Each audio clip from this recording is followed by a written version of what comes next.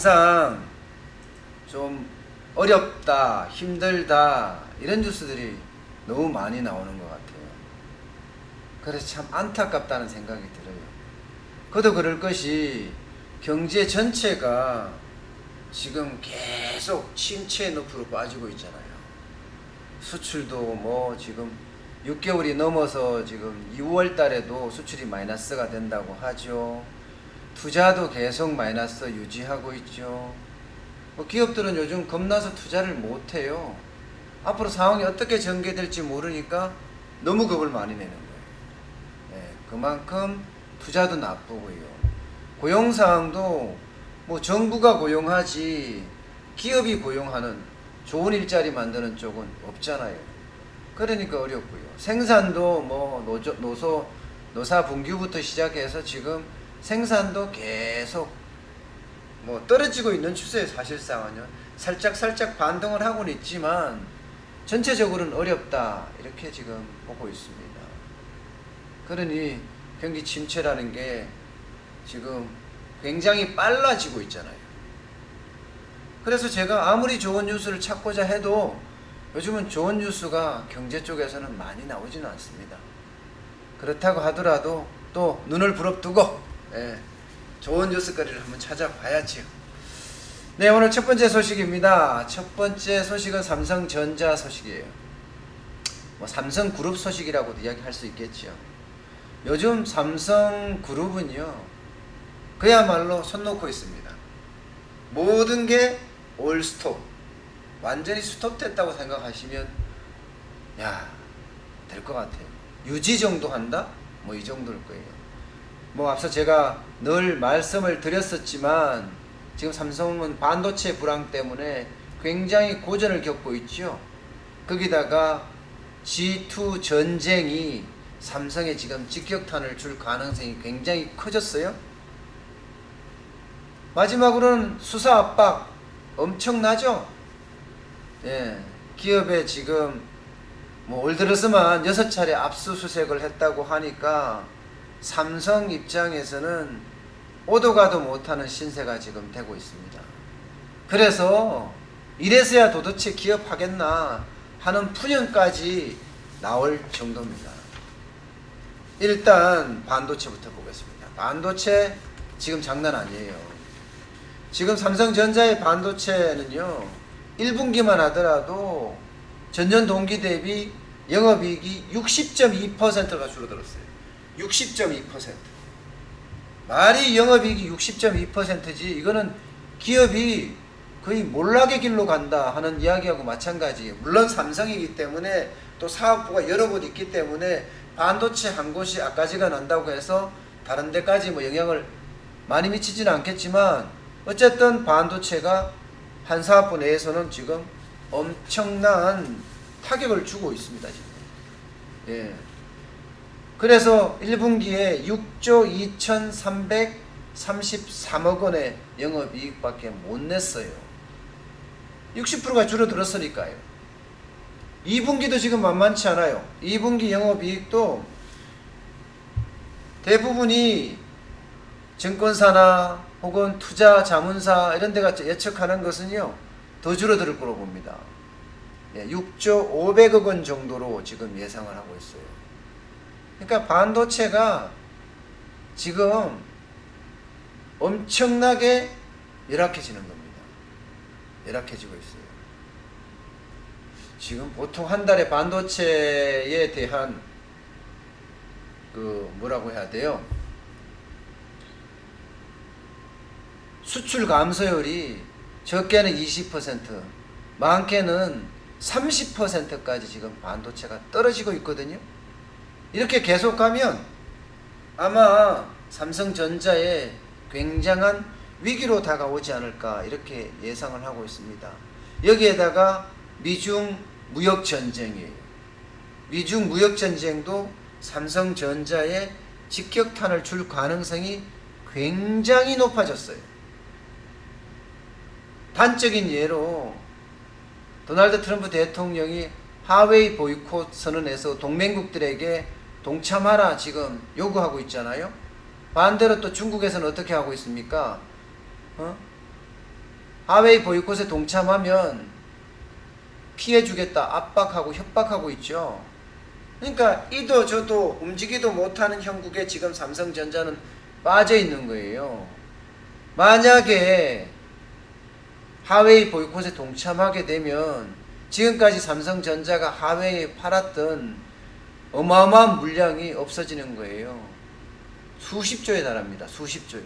한국 전체가 13조 원이라니까 삼성전자도 거기에 엄청난 부분을 차지하고 있잖아요. 그렇게 되면 삼성 반도체 쪽은 진짜 더 어려워집니다. 어디 그뿐이에요? 미중 무역 협상이 이게 제대로 안 되고 계속 이렇게 악조건 속에서 전면전으로 확대가 된다면 이게 반도체에서만 끝날 일이 아닙니다. 하웨이에서만 끝날 일이 아니라니까요. 다른 중국 기업으로도 확장할 가능성이 굉장히 커지고 있어요. 그렇게 되면 우리 기업에게는 진짜 치명타를 줄 수가 있습니다. 지금 중국에 우리가 무역을 의존하는 의존하는 비율이라고 해야 되나요? 미국에 수출하는 게, 중국에 수출하는 게 25% 가까이 됩니다. 미국은 한 15% 정도 되고요. 그 중에 또 삼성이 한 20% 정도 담당을 하고 있거든요. 뭐 많이 올라갈 때는 25%까지 올라가지만 어쨌든 여기 위기는 앞으로 굉장히 커지지 않을까 그렇게 지금 예상이 되고 있습니다. 게다가 지금 수사 압박은 어때요? 수사 압박은 지금 삼성전자에 만만치가 않죠. 뭐 여러분들 다 알고 계시겠지만 올해 들어서만 삼성전자, 삼성물산, 삼성 SDS 이렇게 포함해서 6차례 압수수색이 있었어요. 압수수색 하면요 서류를 다 들고 가. 서류를 뭐 컴퓨터도 뜯어가고 그럼 일이 안 되는 거예요. 일이 그 다음부터 그냥 스톱이에요. 스톱. 6차례 압수수색을 해서 올 들어서만요. 지금이 6월이에요. 또 6월 오늘 12일입니다. 그럼 6차례면 한 달에 한 번씩 와서 서류 다 들고 가고 컴퓨터 다 뜯어갔다는 이야기인데 그럼 어떻게 일을 하나요? 그죠? 삼성전자 지금 바빠요. 투자계획 비메모리 반도체에만 133조를 투자한다고 했었습니다. 지금 투자계획 어떻게 할 수가 없어요. 게다가 4대 신성장 전략이라고 해서 5G나 AI나 바이오나 비메모리 반도체 이 관련해서 M&A 나서야 됩니다. M&A. 그래야지 기술도 확보하고 앞으로 4차 산업혁명에 대응을 할 수가 있거든요. 애플은 진짜 엄청나게 뛰어다녀요. 경쟁사가 애플이잖아요. M&A 막 해야 되고요. 우리는 그럴 시간적인 여유가 없어요. 지금 수사에 대응하느라 정신없는데요. 그러니까 삼성이 이러니 이게 뭐 투자가 제대로 일어나겠습니까? 에? 그렇다고 M&A가 제대로 일어나겠어요? 예. 지금 삼성전자는 거의 조정 기능이 마비되다시피 했습니다. 6차례 압수수색 자체가 삼성의 핵심 사업 그리고 핵심 어떤 전략 이런 걸 또 제대로 펼치지 못하고 있는 실정입니다. 이렇게 가면 삼성전자의 비상경영 아마 비상경영이 위기경영으로 바뀔 가능성도 굉장히 커졌고요. 이 위기경영이 결국은 수출 위기로 확대되지 않을까 그렇게 우려가 됩니다. 지금은 반도체 이야기만 하고 있잖아요. 그렇지만 이게 지금 삼성전자 같은 경우는 3개 파트가 되어 있거든요. 반도체하고 디스플레이가 한 파트고요. TV와 가전이 한 파트고 휴대폰과 통신이 한 파트예요. 이게 3개 사업부로 구성이 되어 있습니다. 각 사업부가 뭐 수십조, 100조까지 매출을 하죠. 예. 물론 이제 반도체도 그 중에 한 사업부니까 한 사업부가 이렇게 된다고 해서 수출 위기가 될 거냐 이렇게 예상을 하지만 꼭 그렇진 않아요. 왜냐하면 준비가 안 돼 있고 글로벌 상황이 좋지 않잖아요. 준비를 해서 글로벌 상황이 좋지 않을 때도 치고 나가야 되는데 그렇지 못하니까 굉장히 어려워지는 거죠. 예. 그래서 삼성전자의 위기가 결국 수출 위기로 가지 않겠느냐 하는 예상들을 많이 하거든요. 그에 대한 뭐라고 해야 돼요? 해결책이 있었으면 좋겠어요. 돌파구가 있었으면 좋겠어요. 그래야지 지금의 위기를 조금씩 극복하지 않을까 이런 생각을 해봅니다. 네, 두 번째 소식입니다. 두 번째 소식은요. 가업 상속에 대한 세제 개편이 당정이 발표를 했습니다. 그런데 이 발표를 앞두고 시민단체는 세금 없는 부의 대물림이다 반발하고 있고, 기업은 이게 무슨 개편이냐, 아무 개편안이 들어있지 않다, 이 정도는 어림없다 하고 양쪽이 다 반발하는 모양새가 되어버렸어요. 사실 정부가 경제 활력을 제고한다는 측면에서 가업 상속 세제 개편을 아주 야심차게 해왔거든요. 결국은 용두사미로 끝났다. 이게 평가입니다. 사실 상속세를 감면받는 조건으로 업종, 자산, 고용을 유지해야 되는 이게 사후 요건 관리 강화거든요. 이것을 지금까지는 10년 동안 했거든요. 이것을 7년으로 줄였습니다. 7년으로. 이게 하나의 핵심이에요. 이게 다예요. 그 외에 7년 동안 지켜야 할 의무사항이 일부 완화되긴 했습니다. 대상기업이나 공제 한도는 또 종전대로 되고, 그러니까 별로 달라진 게 없다. 달라진 게 없다. 이렇게 지금 재계는 평가하고 있죠. 사실 그동안 재계에서는요, 세 가지 이슈로 크게 좀 개편되기를 바랬습니다. 지금 상속세 최고세율이 대한민국 같은 경우는 50%예요. OECD 국가 중에 두 번째입니다. 일본이 55%예요. 그래서 이게 좀 완화되기를 이렇게 바랬는데 용두사미로 끝났고요. 그 다음에 최대주주 할증평가하는 거 폐지하자. 이거 또 15%를 가산할 수 있습니다. 그러면 65%가 됩니다. 50%에다 65%. 아니 65% 세금 내면 35% 남잖아요. 그러면 가업승계가 되나요? 이게 부의 대물림 차원에서 생각을 하면 가업상속은 하지 말아야 합니다.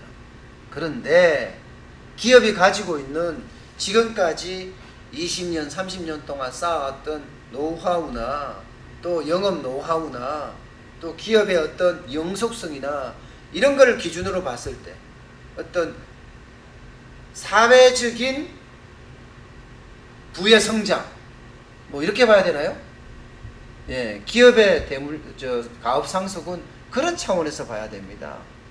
일개인의 부의 대물림으로 본다면 가업 상속하지 말아야죠. 그게 아니라 기업의 영속성 차원에서 봐야 되고, 기업의 영속성이 있다면 기업은 결국은 발전을 하게 되고 사회는 변화시킬 수 있는 그런, 국가는 부강해지고 이런 게 되지 않느냐 하는 긍정적인 차원에서 봐야 된다는 시각입니다. 때문에 최대주주 할증 평가는 15% 폐지하는 것, 이것도 재계에서는 보고 있었고요. 또 가업 상속 공제 적용 대상이나 사전 사후관리 요건도 지금 10년으로 되어 있는 것을 7년으로 줄였지만, 아니 좀 대폭 줄여라 이거죠. 5년, 3년 이렇게 줄였으면 좋겠다 하는 게 재계의 요구 사항이었어요. 왜냐고요? 지금 시대가 엄청나게 빨리 변하잖아요. 4차 산업혁명이라는 게 하룻밤 자고 나면 변화되어 있는데요. 그 변화에 아주 적극적으로 대응하기 위해서라도 이 승계 요건을 좀 약화시켜 줬으면 했습니다. 그러나 결국은 7년으로 줄이는 걸로 끝났어요. 예를 들어서 아버지 때에는 자동차 부품 산업이 참 좋았어.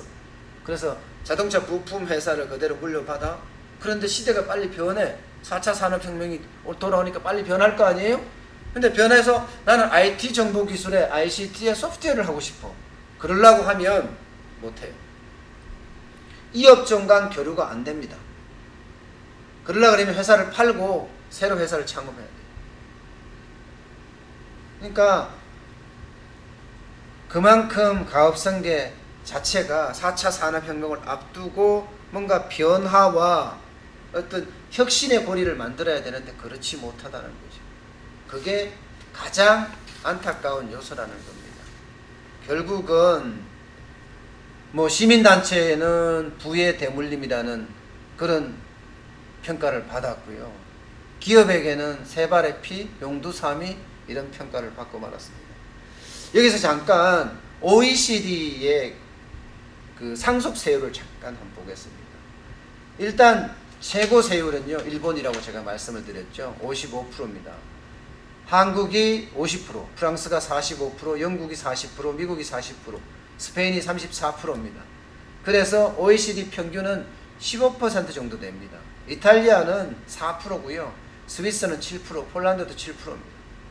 여기에 대한민국은 아까 말씀드렸다시피 최대 주주 할증 과세가 있다고 그랬죠. 그게 15%입니다. 그러면 지금 50%에다가 15%를 플러스하면 65%. 결국은 최고 세율이에요. 예. 그래서 기업들이 이 부분을 좀 낮춰달라 이렇게 이야기를 했지만 결국 불발로 끝났다. 뭐 용두사미로 끝났다. 예, 이게 핵심인 것 같습니다. 네, 다음 소식입니다. 다음 소식은요, 한전에 대한 이야기입니다. 한국전력이 전기요금 원가를 공개하겠다 이렇게 이야기를 했어요. 이건 뭐죠? 전기요금 원가를 공개하겠다? 정부하고 협의도 안 했다? 산업부하고 협의도 안 했다는 이야기도 나오거든요. 그러면 정부에 반기를 드는 건가? 탈원전 때문에 안 그래도 적자가 심각한데 원가 공개해서 우리가 이만큼 어려우니 국민들이 굽어 살펴서 누진제 완화, 전기요금 인하 안 했으면 좋겠다. 이런 얘기인가요? 예. 그런 얘기에 가깝다고 봐야 되겠죠.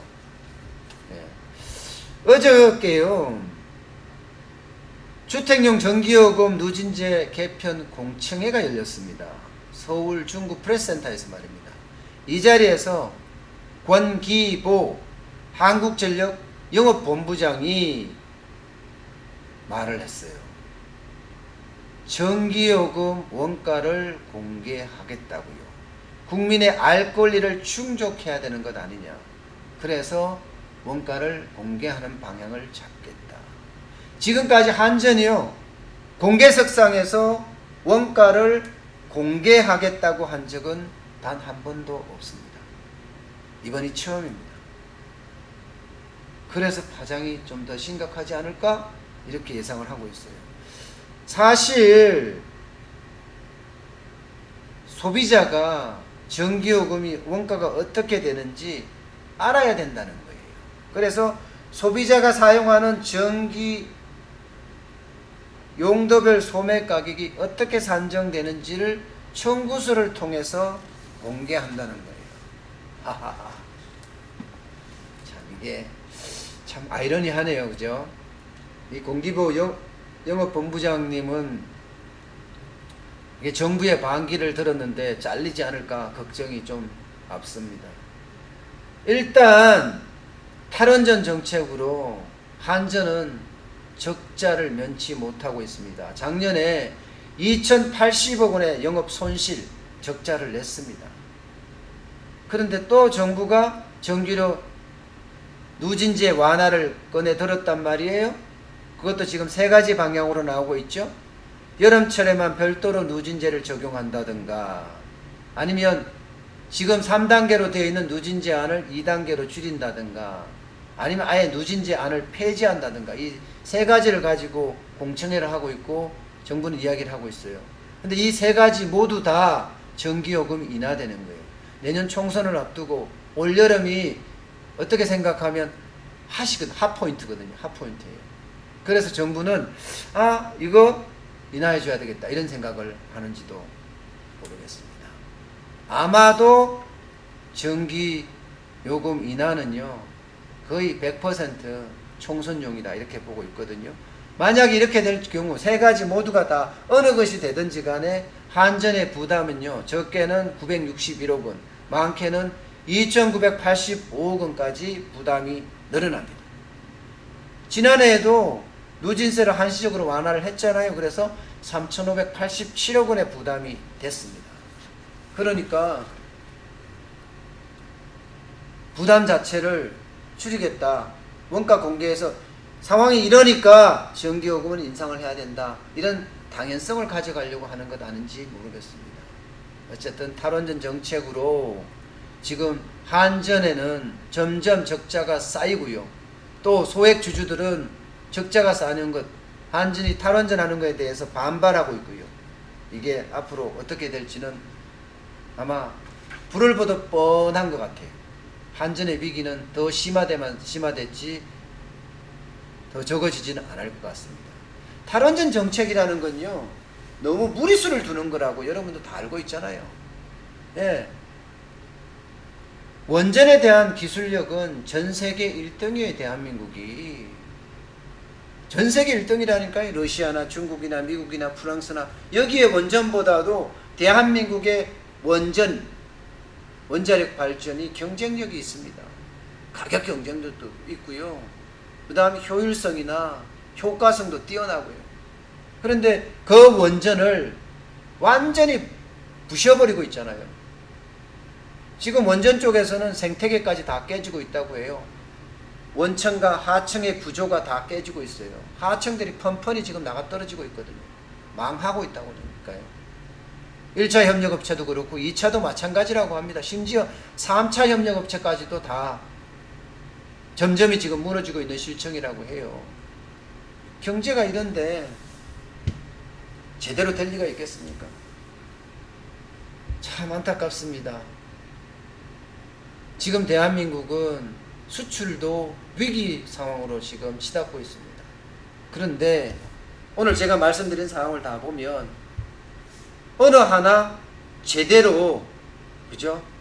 수출을 확대할 수 있는 방안이 없다 하는 생각이 절로 듭니다. 참 안타까운 현실이라고 오늘은 말씀드릴 수 있을 것 같습니다. 네, 오늘 준비한 거는 여기까지입니다. 대한민국의 위기가 앞으로 얼마나 가속화될지